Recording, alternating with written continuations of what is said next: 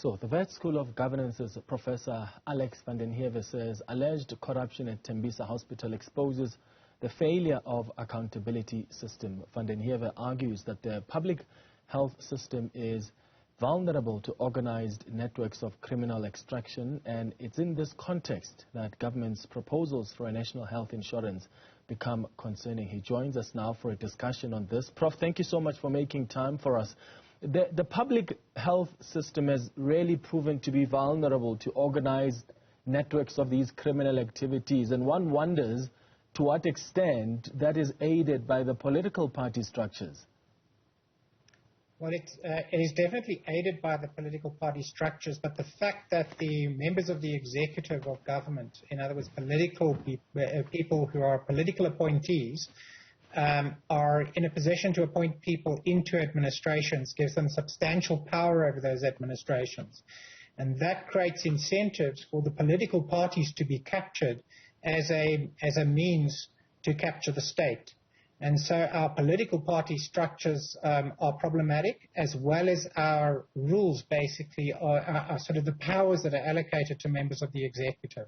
And this is potentially leading to systematic abuse of the state system, which might, although it's been very prevalent within the ANC, can ultimately extend to more parties the moment they become governing parties. So this is a systematic weakness that really has to be addressed. Otherwise, we are never going to be able to have functional public services and functions. Yeah.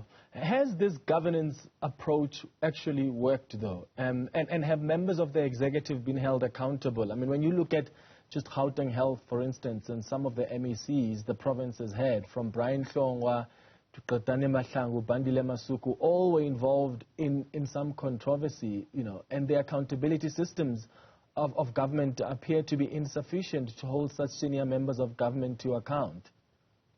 Yes, and it's not only them. We see very, very few members of the executive held to account ever face the full face of the law for what would be extensive acts of potential criminality. I mean, really, really bad acts. So very, very severe, large-scale, systematic corruption under their watch. And you find that there is very limited, muted accountability that could exist. You can have somebody removed, suspended, but you don't ever find the sort of the final prosecutorial process reaching conclusion. So this is an indication that to some degree members of the executive and the political appointees are in a position to be protected. And that is only possible if you're in a position to essentially turn on the tap off and on of the state structures of investigation and prosecution, because that's where that ultimate criminality will be addressed. But it's not being. So it looks like it does proceed in some cases, but not in other cases, particularly when it's senior political people, and that suggests that the tap can be turned on and off, depending on who it is. So knowing what we know about these failures in accountability systems, what does all of this mean then for the project NHI? Well, so national health insurance as a proposal, I mean, there are other flaws to the institutional model that are proposed. But one of the very fundamental issues is that you have a national minister appointing people into what would be a massive purchaser of healthcare in South Africa that would purchase all of public and all of private healthcare. And this centralizes control within the structure. So it's akin to an ESCOM because it's also seeking to prohibit alternative forms of coverage, alternative forms of purchasing healthcare. So that is included in the bill. So it really wants to concentrate all purchasing power in the hands of the state structure. And this is a state structure. And when you've got the Minister of Health able to appoint everybody into that structure, the board, the chief executive, and all the related accountability structures around this and in the public health system, it means that there's the possibility of exactly what we're seeing in the Babita Deokaran case happening everywhere.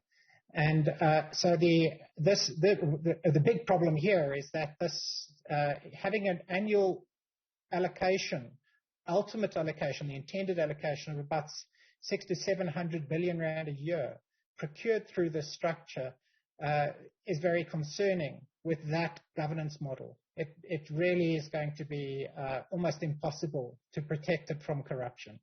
Sure. So what do we need to do then? I mean, this entity is going to become, as you've outlined, the monopoly purchaser of all health services in South Africa, both private and public, and ostensibly to achieve this equality status. But if you're really going to have so much control concentrated within particular, individuals holding some positions, we need to start thinking now about, the mechanisms we put in place to protect the abuse of systems and the funds. Yes, this doesn't only apply to the NHI proposal. So all of our public entities are compromised by the same model, and the consequences are pretty uniform. Everything from the post office to the public hospitals to an NHI proposal involves exactly the same approach, which means we have to, not only with the NHI, but with every other structure, we have to look very closely at the public entity governance framework that's implemented, and we have to separate the executive of government from those organizations. So this is not meant to be a state structure. It should be a public entity, and a public body does not require that a minister appoint the board, that they appoint effectively the chief executive. They should have none of those powers. The purpose of a minister is to effectively set the policy frameworks in place, but not to get involved in the direct day-to-day implementation. That is for people who are meant to act independently. And when we see, and this is why it's important to look at the Babita case, because you have an individual there who reported the corruption, and nobody acted from top to bottom. It was reported. It's impossible that what she had identified did not reach the ears of the MEC, did not reach the ears of the provincial government. And yet not one of them reacted famously. And what she had recommended was all shut down. Now, that's what happens when you centralize this level of control, because basically every side of the accountability structure is effectively captured. So, this basically you have to remove people who are political appointees from those kinds of decisions so that they're made in an objective manner. Yeah, I mean, when you look at the Babita Deokaran case, one wonders, how it encourages or discourages people, from even coming up with information. Instead of taking action, even with everything she's uncovered, there was a report which had revelations that were referred for follow-up to the same CEO of the Thembisa Hospital who was responsible for approving these alleged irregular transactions. And no further action was taken for a year. I mean, the Thembisa CEO, yes, was suspended, I think together with the CFO of the health department. But to date, there hasn't really been proper action that's been apparent. And when we look at the Digital Vibes follow-up, we see a very similar pattern. We also see it now in the follow-ups to the Zondo Commission and the supposed prosecutions that were meant to occur. They collapsed because of supposed incompetence in the National Prosecuting Authority. So another way of a matter not proceeding is just to handle it incredibly badly. Now, we don't know whether that's the cause, but it appears problematic that such high-priority cases would be treated with such incompetence that it's hard to believe. Now, and this is really a result of this kind of governance structure. That silence that we get throughout the public sector, the complete silence across the board, requires many, many people in leadership positions to do nothing. And that is what our current governance model generates. And the problem is that when you're allowed to make political appointments into public entities, you're generating such incentives to capture those entities, because there's virtually nothing you can't capture, because you can appoint people into every part of the system and make sure that they're basically all part of a system of extraction. It's relatively easy to do. Who stops you? Because the accountability mechanisms are all under your control. So that's basically where you've got to end it. The whole issue is the design of public systems, public entities, where the public entity governance framework allows for the placement of people into systems of accountability where they can't be touched, they can't be reached. And for many of them to be in place, so it's not just one that's reacting, not just Babita on her own, but actually more than one who could easily track what she was discovering at the hospital level, as well as at the provincial level, as well as at provincial government level, and as well as at the national level. It is potentially possible to track everything that was going on there at various levels of the system.